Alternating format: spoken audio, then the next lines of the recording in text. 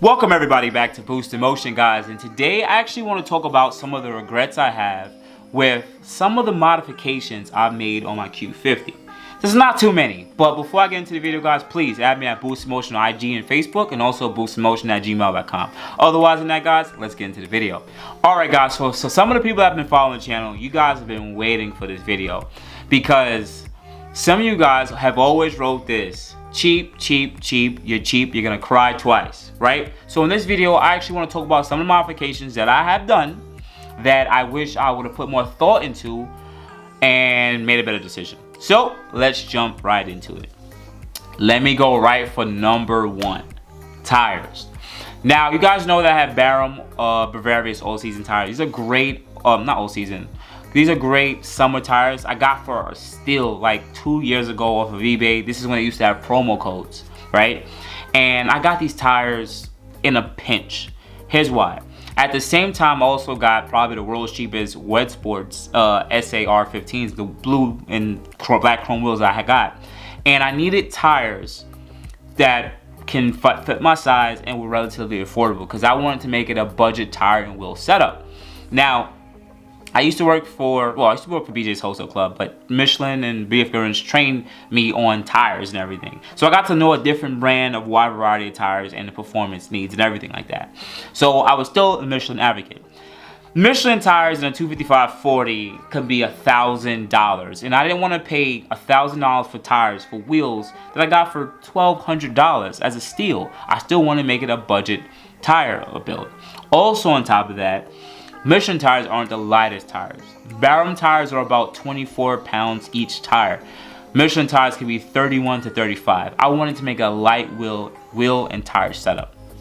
So in the pinch, I ain't got a lot of money, I purchased the BARUM tires. Now I'm paying for it because I do want to upgrade to a tire that is an all season and a better ultra high performance tire, pretty much. So it gave me its life. It's done great in the last, I would say, almost 15,000 miles with me, but I am gonna have to change them out, not because of the tread life, but because I need a better ultra high performance tire with better compound that could hook with the amount of torque I had. I didn't know I was gonna be here where I really needed that. On the JB4, I didn't need it, but right now with the amount of torque I'm leaving out with, I need a better, wider tire.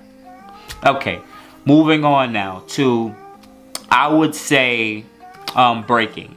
Now, you guys know I use Hulk 5.0 brake pads on my car. I've definitely tried other brake pads before. Not too many.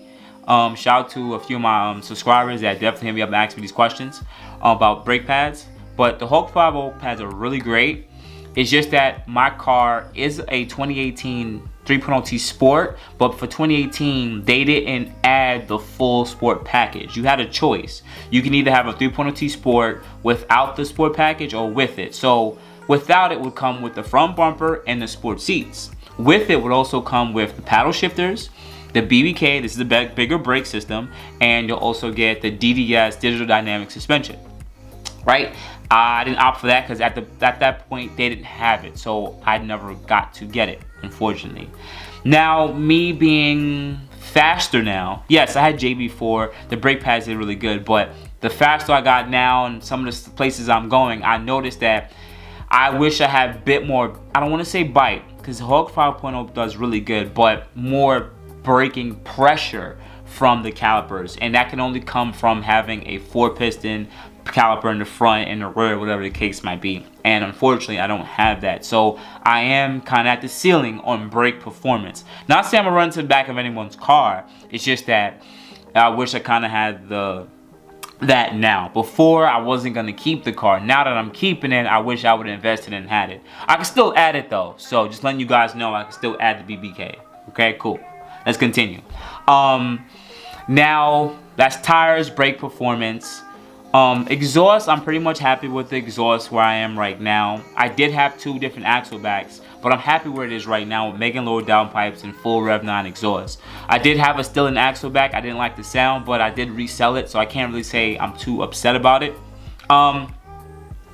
I would say it's not really a regret, but I have STILLEN rear sway bar. Now, the STILLEN rear sway bar was the only one on the market at the current moment. Hotchkiss was a little slow to making their sway bar, so now that they made it, I'm probably gonna upgrade to that. So in a way I have a gripe about that, because now I'm gonna have to buy that and then sell back the STILLEN sway bar for anyone who's interested. Alright, so be look on, add me at Boost in Motion, because I might be posting it up there, so if you want to buy the sway bar there, just letting you guys know. Alright, moving forward from the sway bar, what I would say now a gripe is, knowing that I was gonna keep the car, I would have gotten an AMS heat exchanger. Hear me out, because some of you guys can get mad at me for saying this. Now, I got the Burger Tuning heat exchanger because it was relatively affordable, and they pretty much sponsored the video. They said, hey, listen, we're going to sponsor your heat exchanger video, and you're going to show the market. And that's what I did. And it's also a really good heat exchanger. I like where it sits. It's relatively easy to install, and it works. So I definitely think it's great quality, but I really do wish I had a larger capacity heat exchanger such as the AMS one. It would have been great. It would have been a good added feature, knowing that I would have been keeping the car. So in a way, that's kind of my regret. And also there are a few other heat exchangers on the market now, such as PLM, which also have a large surface area heat exchanger too, and Mishimoto. So kind of wish I would have had some of those choices, or if I knew I was keeping the car, I would have made those choices back then. As of now, I'm with the Burger Tuning with the stock OEM too, which works out fine, but it is kind of like a regret. Now, moving forward,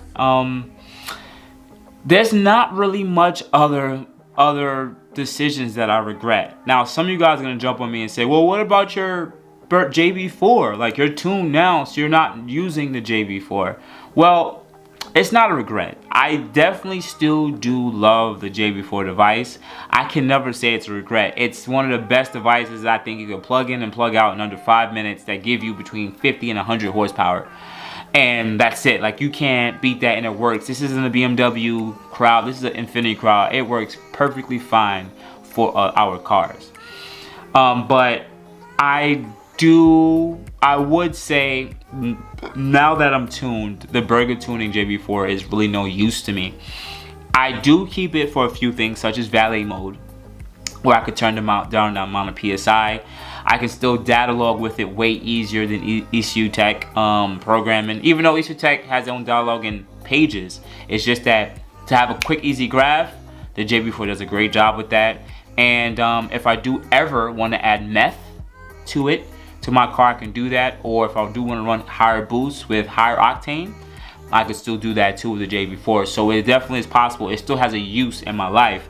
It's just that as of right now, I'm perfectly happy with still keeping the JB4. But is it a regret? Not really necessarily. But otherwise than that, guys, those are pretty much my regrets on modifications I did on my Q50, Q60. And maybe I'll make a separate video on some of the regrets when I came from modifying my 3.7. I should make a video about that. So otherwise than that, guys, you can contact me at Boost in Motion on IG and Instagram. Also, wait, that's the same thing. Also on Facebook. Also, boostinmotion@gmail.com. You guys have a good morning, good afternoon, good night. Thank you, guys. You have a good day.